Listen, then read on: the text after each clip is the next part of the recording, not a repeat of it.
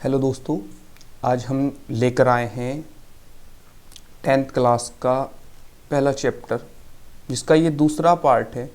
इसमें हम जो डिस्कशन करेंगे कुछ इस चैप्टर के जो टॉपिक रह गए थे वो, और साथ में कुछ एनसीईआरटी के कुछ इम्पोर्टेंट क्वेश्चन हैं इसमें जो हम डिस्कशन करेंगे। तो चलिए चलते हैं। सबसे पहला है संक्षारण। संक्षारण बोर्ड एग्ज़ाम की दृष्टि से काफ़ी इम्पोर्टेंट पॉइंट है। ये मोस्ट इम्पोर्टेंट है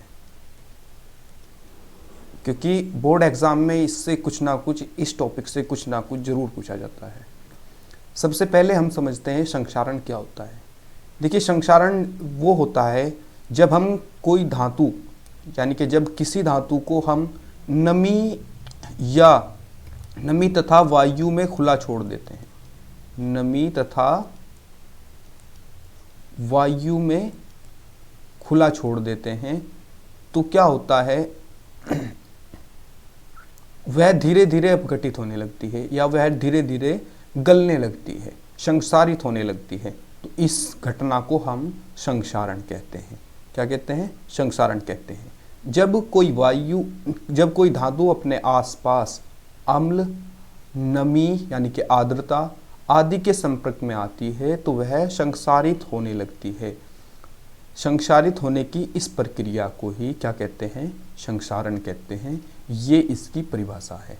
यहाँ से भी आप याद कर सकते हैं, जब कोई धातु नमी तथा वायु के संपर्क में आती है तो वह संक्षारित होने लगती है।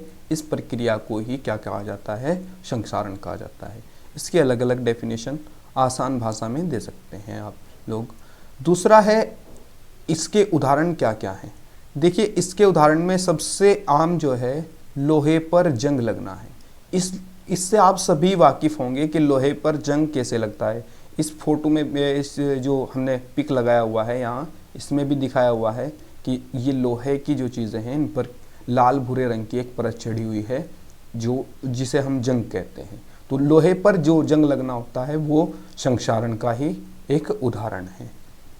इसी के साथ साथ चांदी पर काली परत आना। चांदी पर काली परत आ जाती है। आप तुमने देखा होगा, महिलाएं जो चांदी की चीज़ें पहनती हैं वो धीरे धीरे काली पड़ जाती हैं। तो वो काली जो पड़ती है वो संक्षारण के ही कारण पड़ती है। इसी प्रकार अगर आपके घर में तांबे के बर्तन हों, तांबे पर जो है हरे रंग की परत चढ़ जाती है। अगर उसे ऐसे ही खुला छोड़ दिया जाए, नमी वायु के संपर्क में और अम्ल के संपर्क में अगर हम उसे रख दें तो धीरे धीरे उस पर हरी परत आ जाती है, जो भी क्या है, संक्षारण का ही उदाहरण है। इससे हम बचाव के कई सारे उपाय कर सकते हैं। जैसे पहला, तेल लगाकर, यानी कि जो चीज़ है जिस पर जंग आता है उस पर हम कुछ तेलीय पदार्थ लगा देते हैं। जैसे आप सरसों का तेल लगा देते हैं, ग्रीस लगा देते हैं, तो और मोबिल ऑयल वगैरह होता है, मोबिल ऑयल जो होता है वो लगा देते हैं। पेंट करके लोहे की, जो आपने देखा होगा विंडो वगैरह होती हैं लोहे की, उन पर पेंट करके उन्हें संक्षारण से बचाया जा सकता है।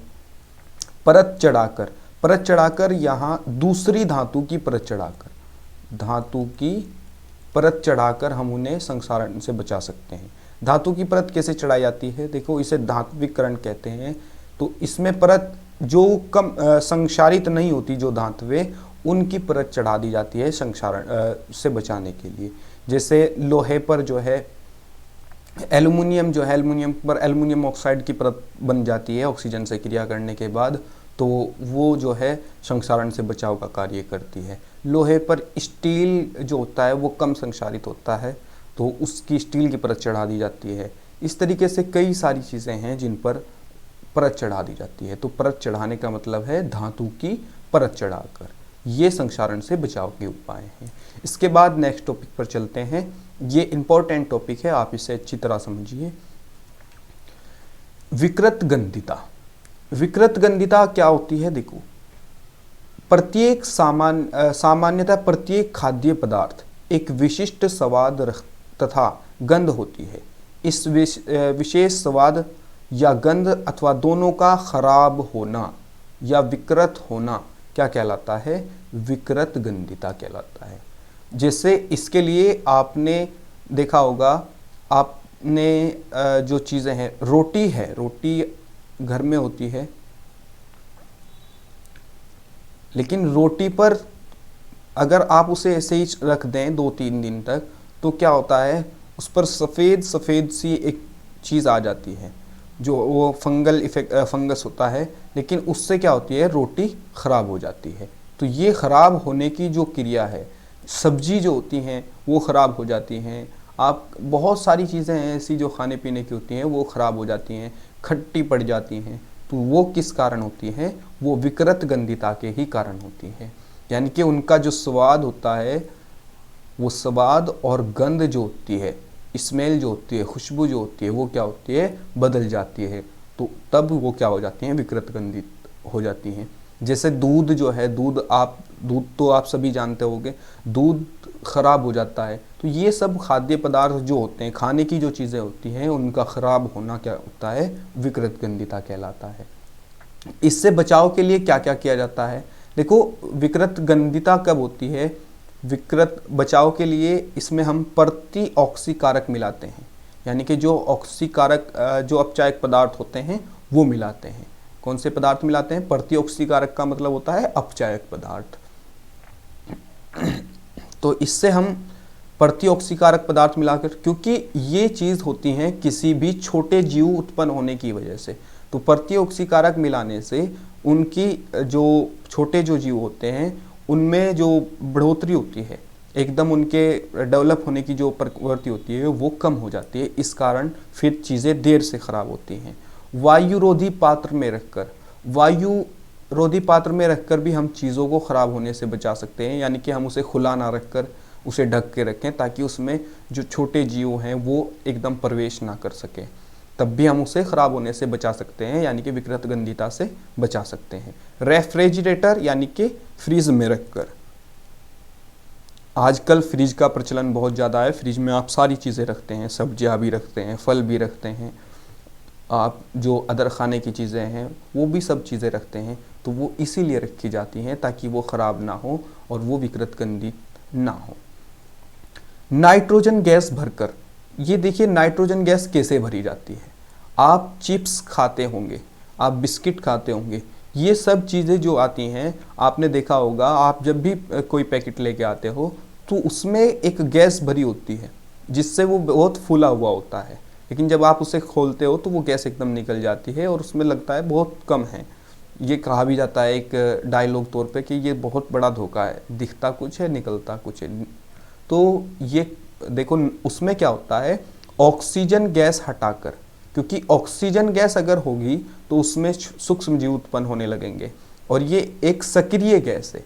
ऑक्सीजन गैस जो है वो बहुत तेजी से क्रिया करती है, सक्रिय गैस है।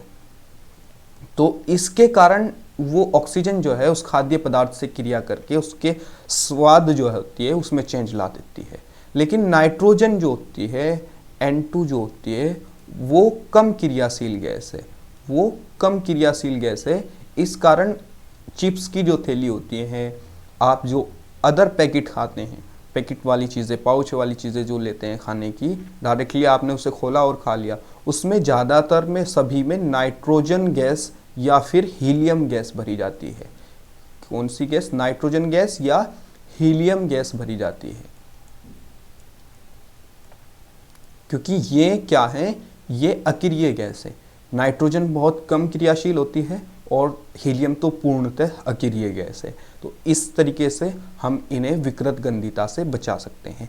एक इम्पोर्टेंट क्वेश्चन जो यहाँ पर बनता है वो ये है कि चिप्स की थैली में, चिप्स की, मैं इसे साफ कर देता हूँ एक बार, उसके बाद लिखते हैं।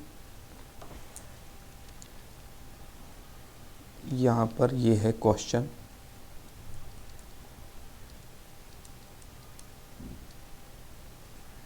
चिप्स की थैली में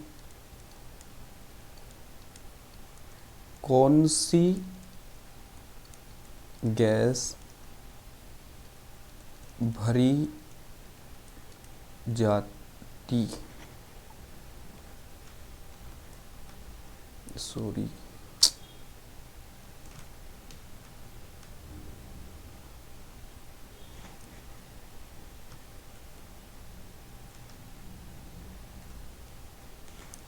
तो चिप्स की थैली में जो गैस भरी जाती है वो नाइट्रोजन गैस भरी जाती है। कौन सी गैस भरी जाती है?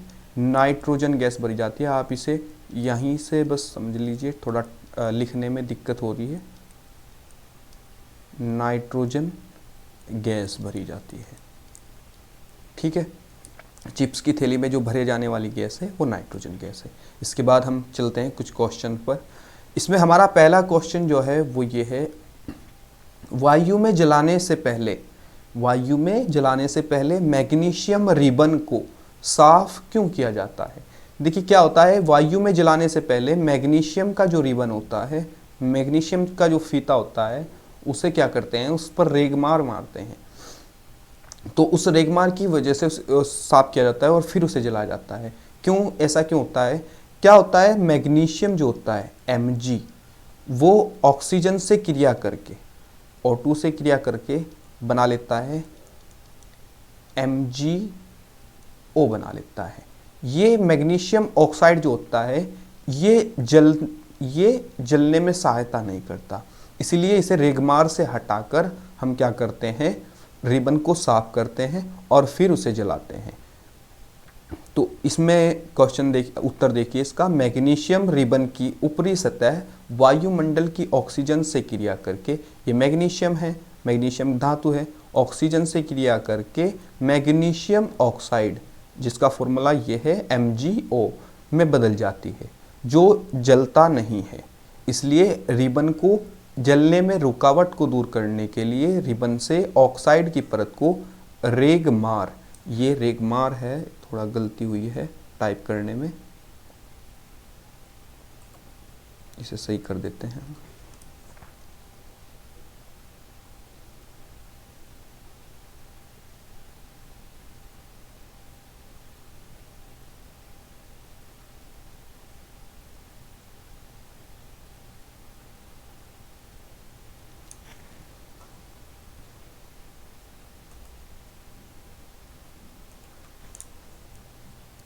ये रेगमार से घिसकर साफ कर देते हैं, ठीक है। फिर वो क्या होता है, वो आसानी से जलने लगता है। तो ये होता है किसका कारण, मैग्नीशियम के ना जलने का, या मैग्नीशियम रिबन के ना जलने का कारण होता है, ठीक है। उम्मीद करते हैं आपकी समझ में आ गया होगा। इसके बाद हम चलते हैं कुछ रासायनिक अभिक्रियाओं की ओर। रासायनिक अभिक्रियाएं करना बड़ा एक इंटरेस्टिंग चीज़ है। कुछ जैसे सवाल करना है, बहुत आनंद आता है, लेकिन तब आता है जब आप करते हो या आपकी ये समझ में आती हैं। देखो, इसके लिए आपको कुछ चीज़ें याद होना ज़रूरी है। आपको पता होना चाहिए कि कौन सी चीज़ का संकेत क्या होता है। तो चलिए चलते हैं, करते हैं। निम्नलिखित रासायनिक अभिक्रियाओं के लिए संतुलित रासायनिक समीकरण लिखिए। तो यानी कि हमें यहाँ संतुलित रासायनिक समीकरण लिखनी है। सबसे पहले हाइड्रोजन। तो हाइड्रोजन के लिए हम जो यूज़ करते हैं संकेत H2 होता है। हाइड्रोजन का संकेत H2 होता है, प्लस क्लोरीन। तो प्लस क्लोरीन का जो संकेत होता है, क्लोरीन गैस Cl2 होता है। क्या होता है, Cl2 होता है। जब ये अभिक्रिया कर लेते हैं, तो फिर क्या बनाते हैं,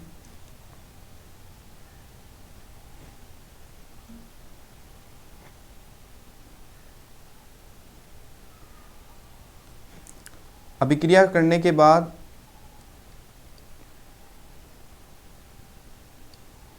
ये बनाते हैं हाइड्रोक्लोरिक अम्ल। हाइड्रोक्लोरिक अम्ल ये होता है HCl। ये क्या होता है, HCl। इसे हाइड्रोजन अम्ल भी बोलते हैं। इसे क्या बोलते हैं, हाइड्रोजन अम्ल भी बोलते हैं। अब हमें इसे संतुलित भी करनी है। संतुलित करने के लिए देखो क्या करते हैं, यहाँ पर हम हाइड्रोजन के देखते हैं कितने अणु हैं, हाइड्रोजन के 2 हैं। इधर देखते हैं कितने हैं, 1 है।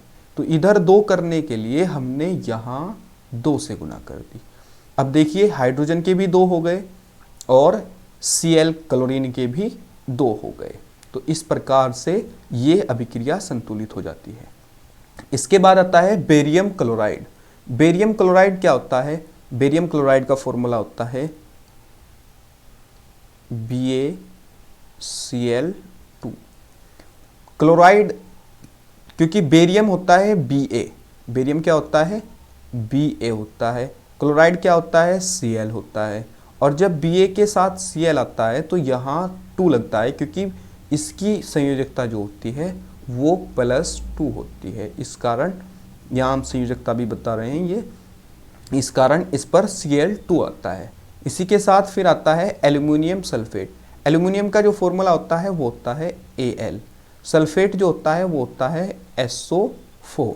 तो यहाँ जो आता है वो आता है Al2SO4 का होल थ्राइज। यहाँ क्या आएगा? Al2SO4 का होल थ्राइज। क्रिया करने के बाद देखिए क्या बनाता है।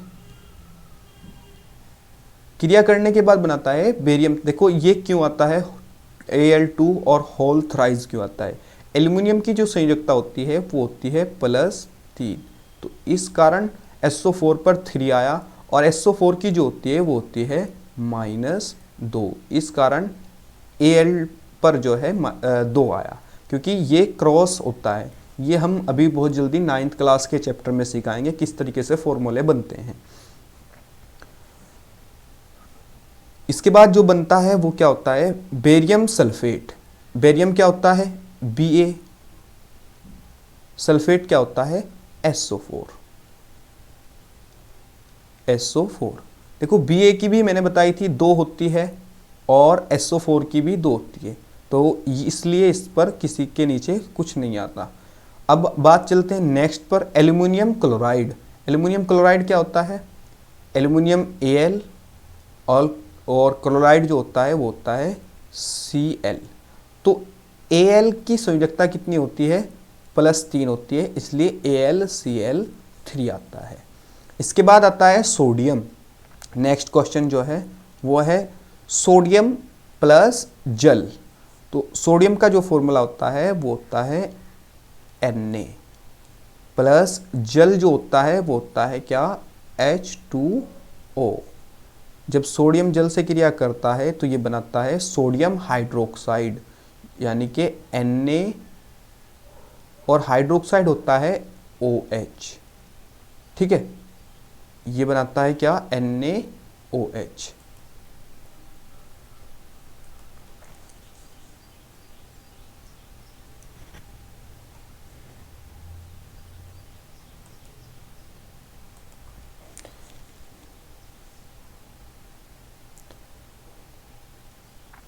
NaOH प्लस हाइड्रोजन गैस, तो हाइड्रोजन गैस का H2 फॉर्मूला होता है।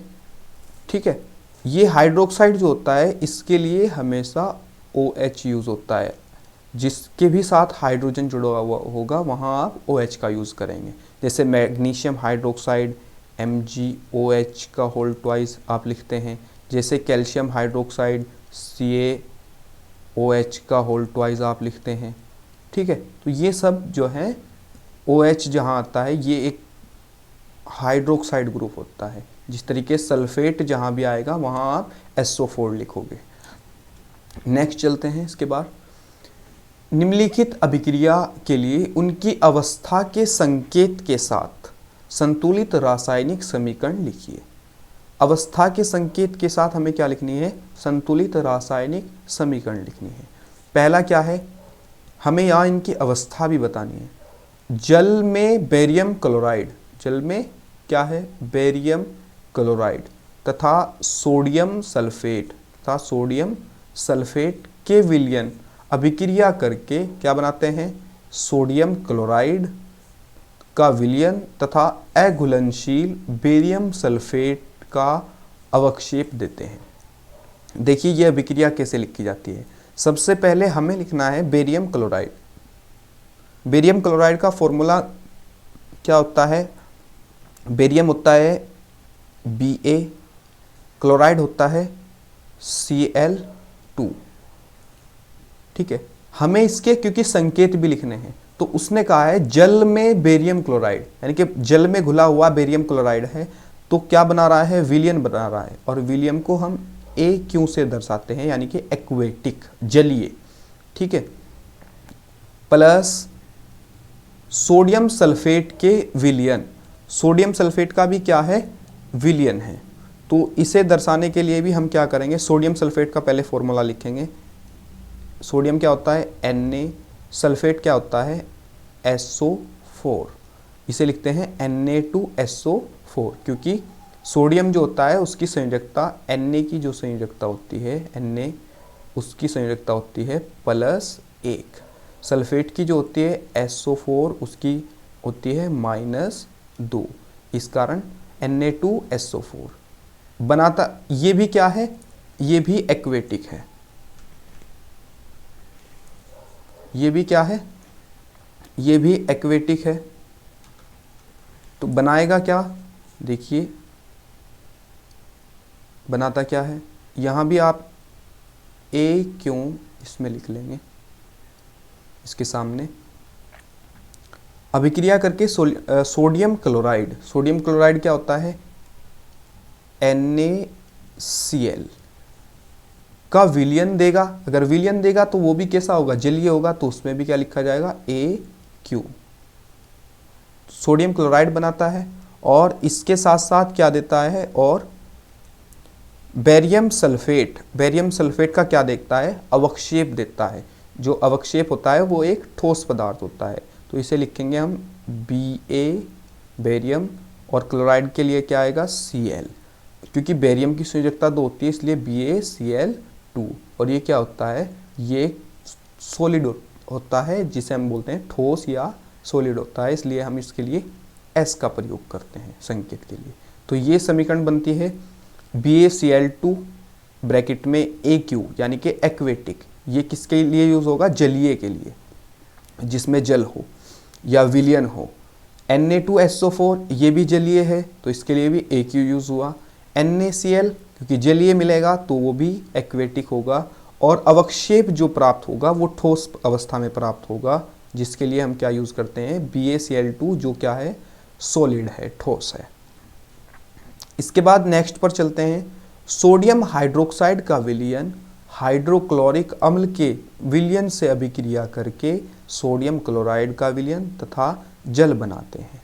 देखो सोडियम हाइड्रोक्साइड का क्या है, विलयन है। जहाँ भी विलयन आएगा उसके लिए हम क्या यूज़ करेंगे, AQ यूज़ करेंगे, एक्वेटिक, ठीक है। इसके अलावा हाइड्रोक्लोरिक अम्ल का भी क्या है, विलयन है, तो इसके लिए भी क्या यूज़ करेंगे, AQ यूज़ करेंगे, एक्वेटिक ये भी है। सोडियम अभिक्रिया करके सोडियम क्लोराइड का विलयन, यानी कि सोडियम क्लोराइड का भी हमें क्या प्राप्त होने वाला है, विलयन ही प्राप्त होने वाला है। और जल कैसा होता है, आप सभी जानते हैं, जल तो एक लिक्विड पदार्थ है। तो इसके लिए समीकरण जो लिखी जाती है वो देखिए किस तरह लिखी जाएगी। सोडियम हाइड्रोक्साइड, अभी हमने सोडियम हाइड्रोक्साइड का फॉर्मूला लिखा था, पीछे भी क्या होता है, NaOH।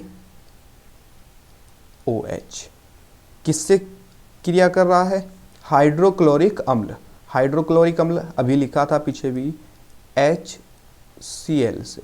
ये क्रिया करने के बाद क्या बनाता है, हाइड्रोक्लोरिक अम्ल से जब क्रिया करता है तो ये बनाता है सोडियम क्लोराइड। सोडियम क्लोराइड क्या होता है, देखो सोडियम क्लोराइड का सोडियम Na और क्लोराइड होता है Cl, तो NaCl।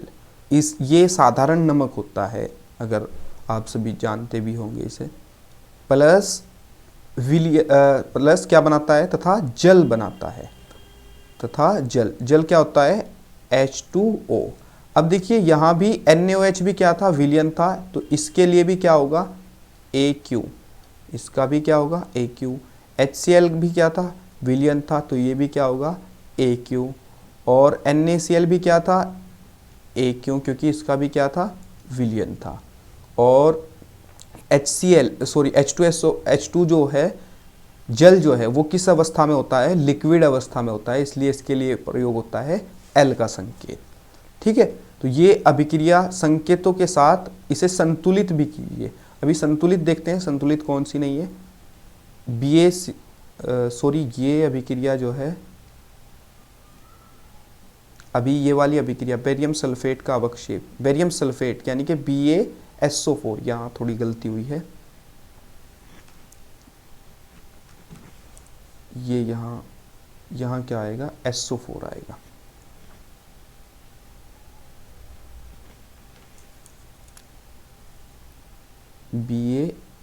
BaSO4, देखिए संतुलित SO4 का एक है, यहाँ एक है बराबर है, Ba का एक है, Ba का भी एक है बराबर है, Cl के दो हैं और Na के भी दो हैं, यहाँ एक एक हैं तो इसे यहाँ 2 से गुना कर देंगे, यहाँ 2 से क्या कर देंगे, गुना कर देंगे। इसके लिए देखिए संतुलित है या नहीं, Na का एक है, इधर भी Na का एक है, Cl का एक है, Cl का एक है, हाइड्रोजन के एक यहाँ है, एक यहाँ है, 2 हैं तो हाइड्रोजन के 2 हैं, और ऑक्सीजन का एक है, ऑक्सीजन का एक है, बराबर है। तो इस प्रकार से ये अभिक्रिया सही हो जाती है। नेक्स्ट चलते हैं, ये मोस्ट इंपॉर्टेंट क्वेश्चन है, ये क्या है, मोस्ट इंपॉर्टेंट क्वेश्चन है। देखिए इसमें क्या कहा गया है, जब लोहे की कील को कॉपर सल्फेट, कॉपर बोलते हैं Cu, सल्फेट होता है अभी बताया था SO4, कॉपर सल्फेट, लोहा होता है Fe, क्या होता है Fe। जब लोहे की कील को कॉपर सल्फेट के विलयन में डुबोया जाता है तो विलयन का रंग क्यों बदल जाता है, विलयन का रंग क्यों बदल जाता है। देखिए इसका आंसर दिया हुआ है, जब लोहे की कील कॉपर सल्फेट के विलयन में डुबोया जाता है तो लोहे द्वारा कॉपर के विस्थापन के कारण आयरन सल्फेट का निर्माण होता है। कॉपर, ये कॉपर में गलती की हुई है लिखने में, कॉपर की मात्रा कम हो जाने से विलयन का रंग हल्का होने लगता है तथा फेरस सल्फेट बनने से नीले रंग में हरा रंग मिलने से रंग बदल जाता है। देखिए ये कैसे होता है, आपको ये थोड़ा टिपिकल लग रहा होगा, इसे आसान भाषा में समझिए क्या होता है। कॉपर का विलयन है कॉपर सल्फेट का, यानी कि क्या है, CuSO4 का विलयन है, प्लस कौन सी कील डाली है हमने, लोहे की कील डाली है। कौन सी कील डाली है, लोहे की कील डाली है, यानी कि CuSO4 की क्रिया हमने Fe से कराई है। क्रिया करने के बाद क्या बनता है, क्रिया करने के बाद जो बनता है वो बनता है Fe2SO4 का होल थ्राइस। क्या बनता है, Fe2SO4 का होल थ्राइस, प्लस ये Cu अलग आ जाता है, ये Cu क्या हो जाता है, अलग हो जाता है। तो इस कारण इस विलयन का रंग बदल जाता है। इसका आप साधारण भाषा में ये भी आंसर दे सकते हैं, क्योंकि लोहा कॉपर के विलयन से, क्योंकि लोहा कॉपर सल्फेट के विलयन से कॉपर को क्या कर देता है, विस्थापित कर देता है। क्या कर देता है, विस्थापित कर देता है।